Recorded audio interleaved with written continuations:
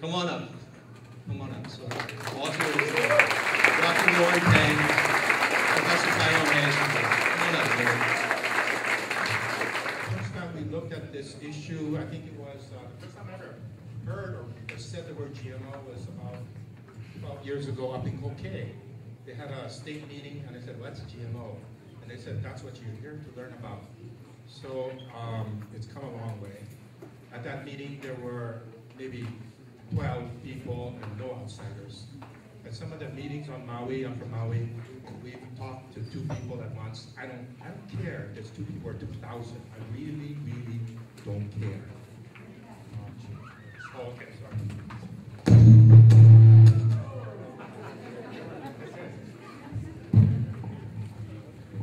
But today, the issue is a little bit related to GMOs.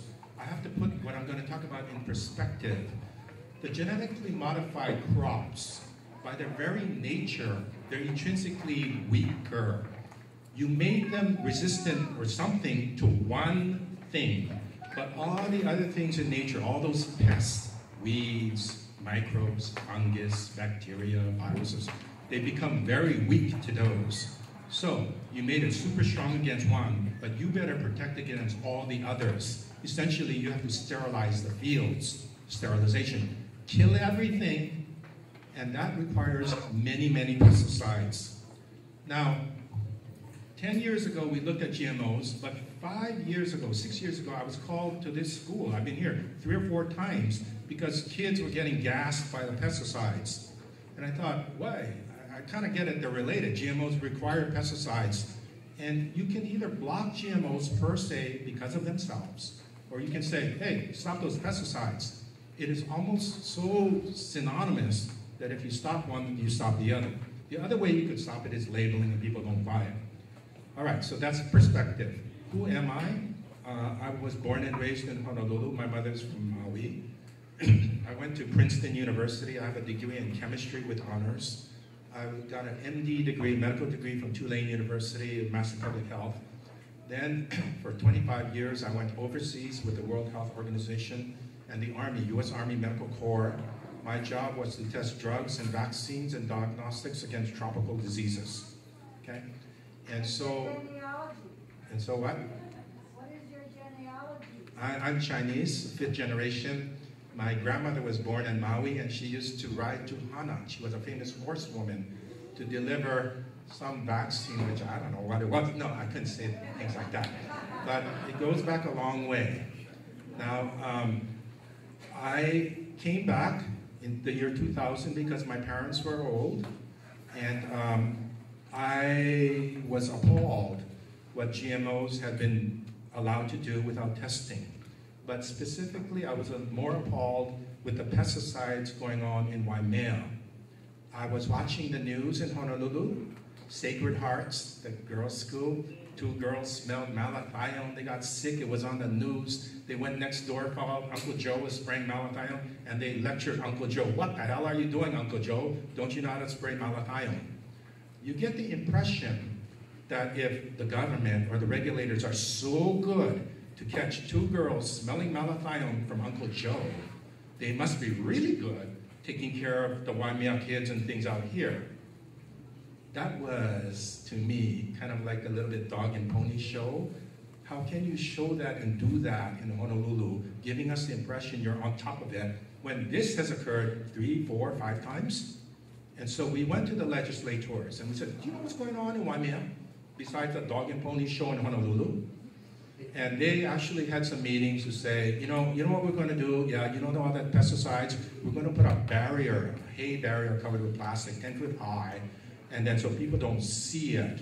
And they said, yeah, that's good. We don't see it, but it's still there. Well, no one knew. No one knew. And no one said, what's there? Well, I knew they were using combinations, but until the lawyers came on board, thank you, I didn't know they were using so many in combination. And the name of my talk today is combinations of chemicals, okay? When we were testing drugs and vaccines against health issues, guys who are sick, any combination of drugs, this is safe, God's safe, but when you combine it, it's considered a new drug till proven otherwise. Once again, for safety, if this is safe and this is safe, you give them together, whatever dose, I don't even care what dose, you can get some stupendous, fantastic effects. Same with pesticides. Drugs is drugs is drugs.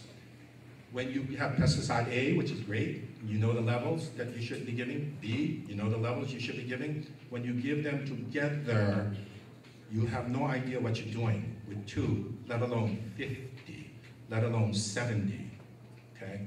So this position is not like my own. Everybody believes in it. But 20 years ago, they asked the FDA, Food and Drug Administration, Drugs and Vaccines, they asked them to look at the drugs that people take, aspirin, Lipitor, the common drugs, how they react with the pesticides. Pesticides are EPA. And people said, yeah, we should. But both agencies said, well, we're not going to. They pointed to each other. You guys with the pesticides, you do it. They said, you guys with the drugs, you do it.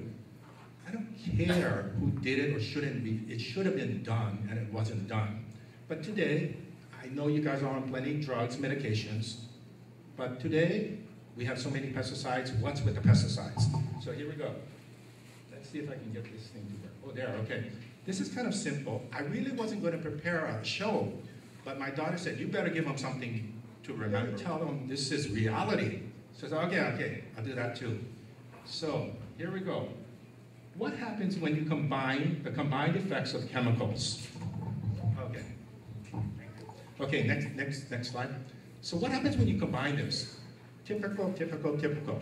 I'm not a lawyer, but I think I'm a scientist. And they ask, what do you mean? What do you mean combine? What do you mean effects? What do you mean chemicals? So let's start off with, what do you mean these things? Next. This is combined. You can give them together. That's a cartoon of a stew. Like you can mix all your 50 chemicals together and spray it all at once. You can give them together. Or you can give them separately, but they stay in the environment or stay in your body so that to you, they are seen together.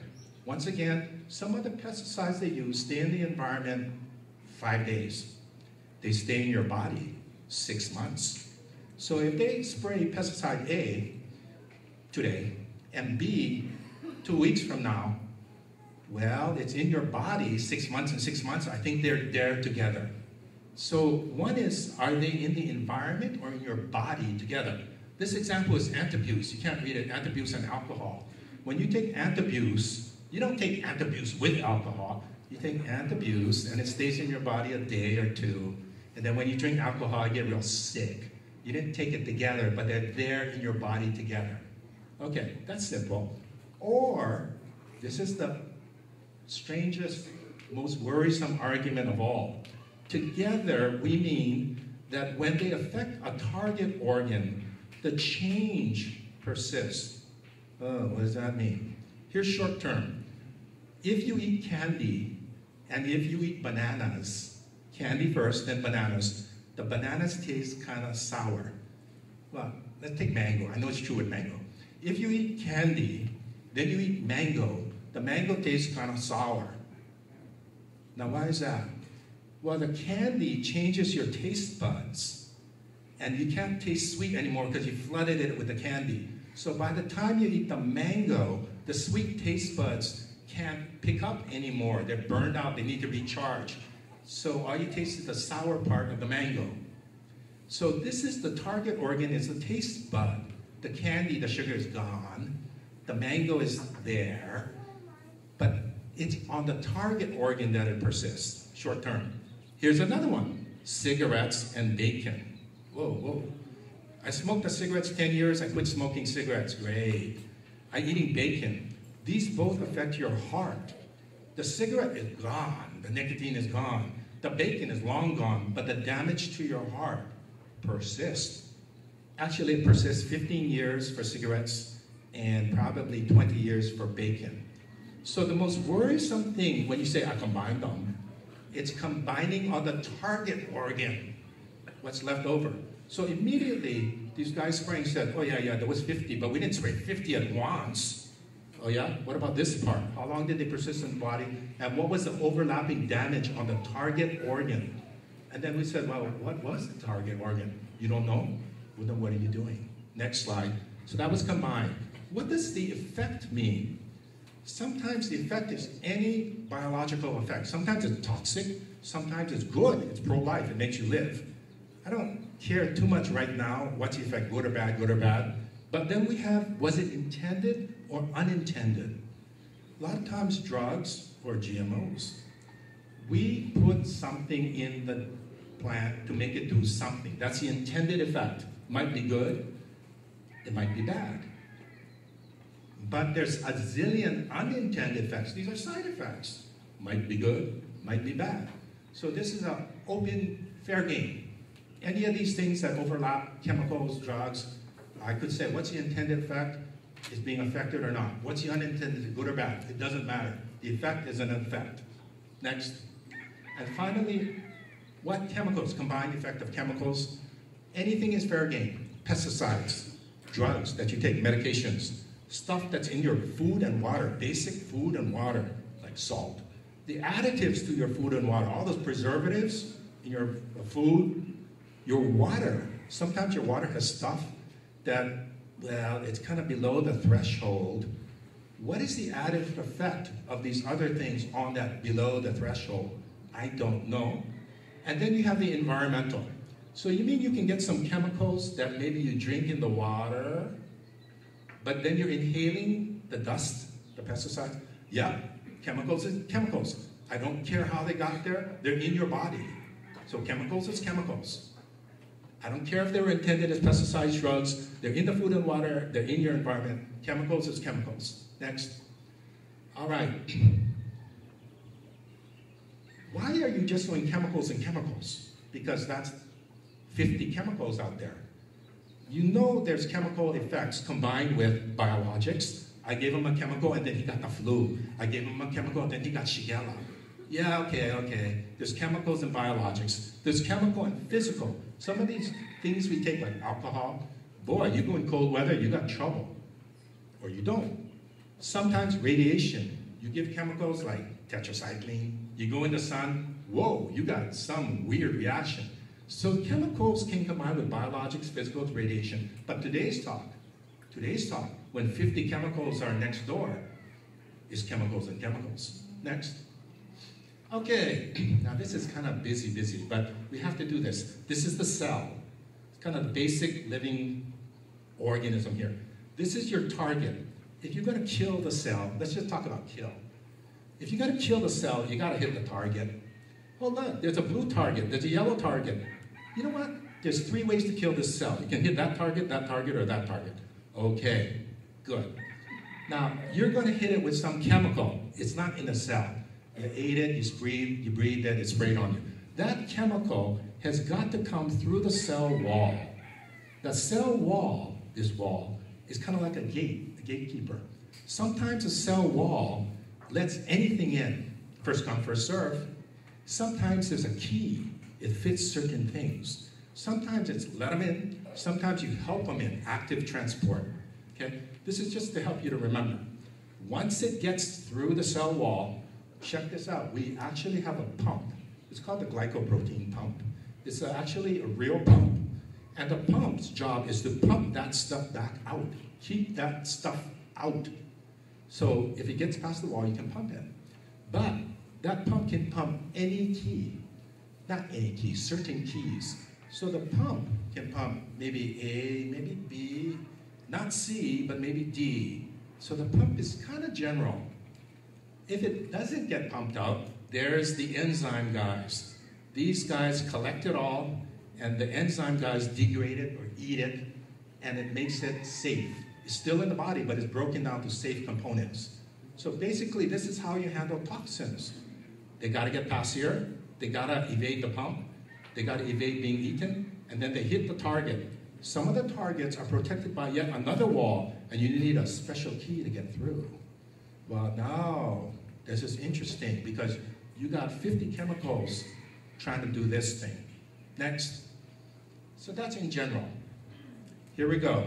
I hope you can remember this and it's not too insulting. My younger daughter said to do it, Dad. So, this is a black box. This is your cell. Here's the wall. In the center of the cell, your target are really these chickens. There's hen, and there's 100 chicks. The black box cell, and there's 100 chicks. They are protected by a gate. Your job is to kill the chicks. Let's see what you can do, what drugs you got to kill the chicks. Well, I released out here 10,000 mosquitoes. After a while, there's no mosquitoes, they all went through. And how are the chicks doing? All of them are alive, 100. So mosquitoes are a safe drug. You can release them, they do get through, but all the chicks survive. Hey, that's good, I like that. Next, you get 2 dogs. You put them out here, the 2 dogs are still outside, they come back to me, and all the chicks are alive. Dogs are pretty good. I mean, not good, but they don't make it. The chicks do well. I put 100 dogs, All the dogs stay outside the fence, and all the chicks are alive. Good. Dogs are a safe drug. I put 4 rats out here. 2 rats don't make it in. And the ones that make it in, I don't know, but I got 100 chicks. So all of a sudden, 4 rats, they seem to penetrate the wall, but all the chicks are alive. Here's 400 rats. 200 go in, 200 stay outside, and half the chicks are dead. Okay? You put that many rats, half the chicks are dead. This is called what we call the LD50, the lethal dose of 50, when you killed half of them. So rats, rats are bad. The LD50 is 400. But when I only put 4 rats, that's okay, that's a safe dose. 4 rats is safe, 400 is very bad. Now here's 2 mice. Same thing, mice, they don't go in, and all the chicks are alive. Hey, you know what, I'm gonna do that rat trick. I'm gonna put 400 mice. And you know what, 200 go in, 200 stay out, just like the rats, but all the chicks are alive. What the heck is going on? Here's these different drugs, mosquito, dog, rat, mice. For everything is safe, no matter how much you put, except for the rats. You can kill half of them if you put enough rats. Oh, okay. That's when I put them alone. Now let's do it together. I get 4 rats. I got 4 rats. I'm gonna add to it 100 mosquitoes. I'm not even doing 10,000 mosquitoes.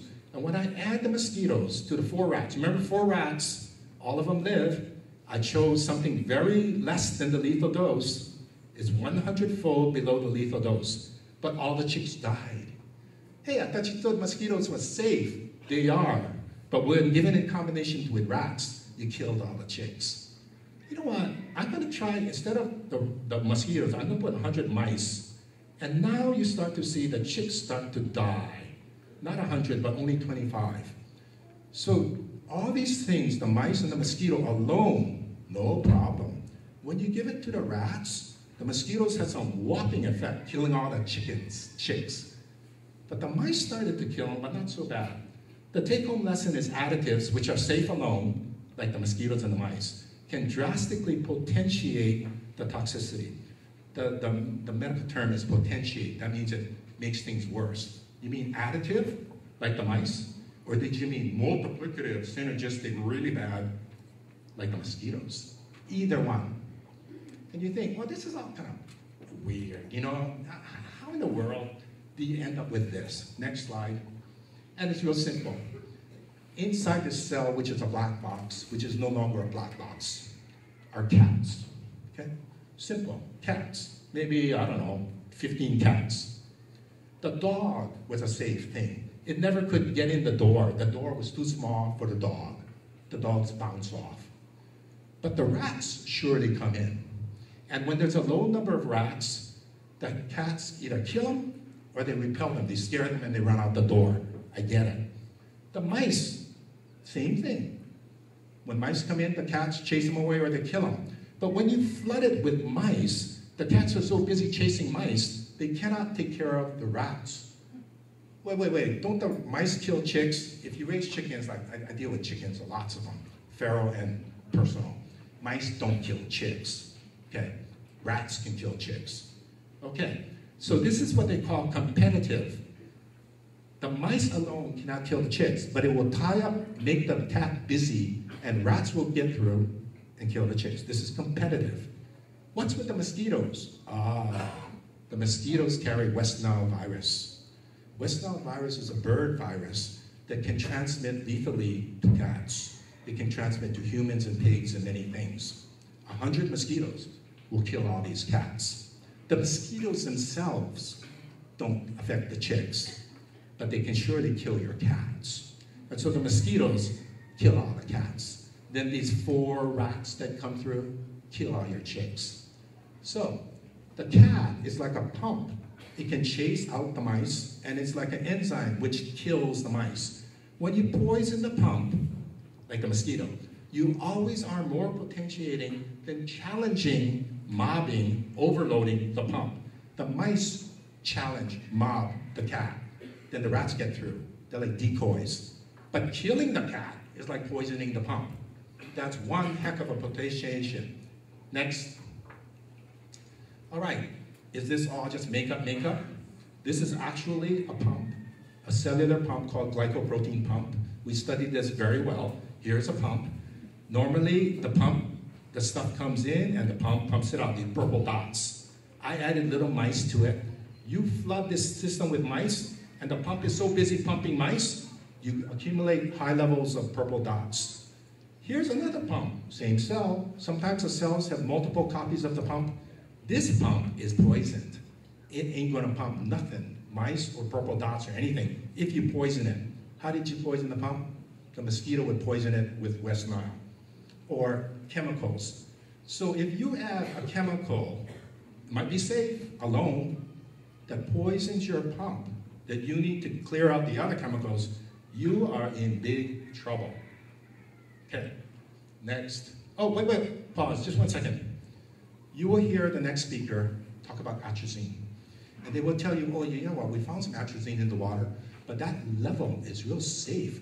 We looked at atrazine alone for effect A or B, and we went to 1/300th, 1/1000th of the dose, way down. So you know what, I think it's going to be safe.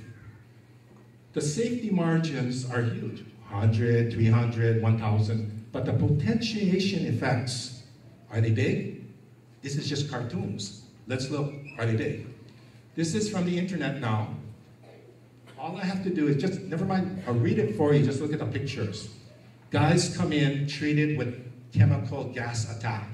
They all get 100% oxygen, but if you add this drug, this is the LD50, okay. If you add this drug, they all survive. If you add this drug, they all die. So these are the 2 drugs, ketamine and propofol, which potentiate or not your oxygen treatment after the gas attack. So you see, depending on what you did, you can really affect the outcome. How much? How much? That's 33-fold. 33. Not 100, not 1,000, but 33. Next. Here's another example. They take herpes, they grow a cell culture of it, and you're counting the cells, percent of cells that you kill. So the whole thing is treated with drug A5021. When you add another drug, MPA, the death rate drops, from 1.2 to 0.01. And then when you slowly add more and more MPA, it still holds it down. Just look at the black. This is what they call potentiation. You add, everybody gets A5021, but when you add MPA, this is 0 MPA, you see this whopping effect on the order of 100. Next.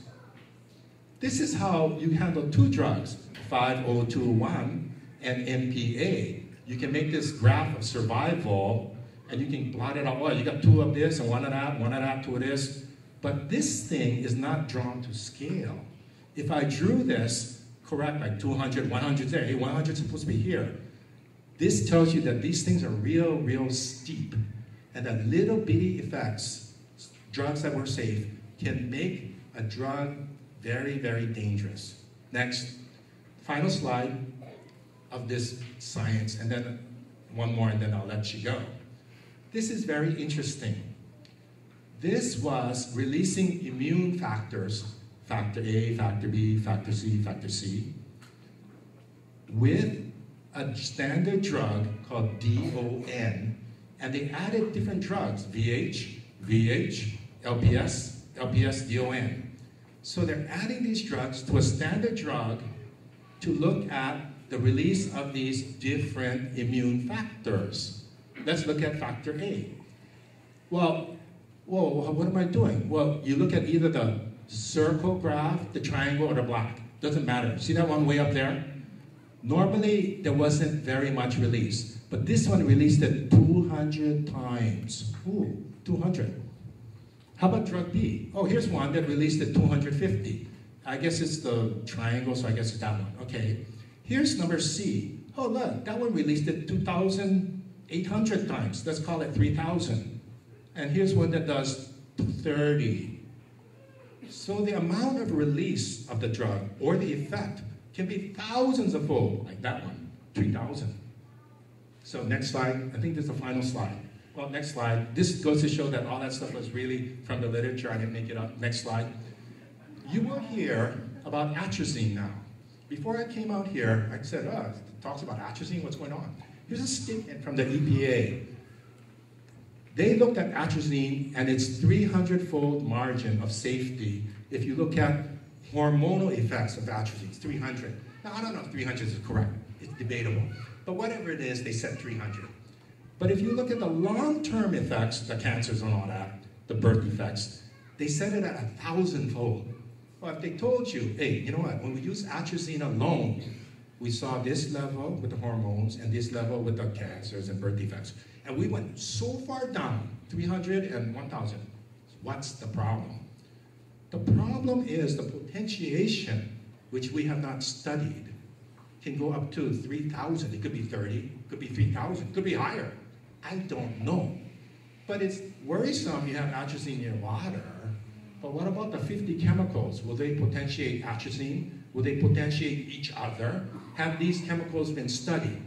Last meeting we had here with the EPA, maybe we had 20 people in the audience, and I asked the EPA guy, when you use chemicals in combination, are they not new chemicals to prove it otherwise?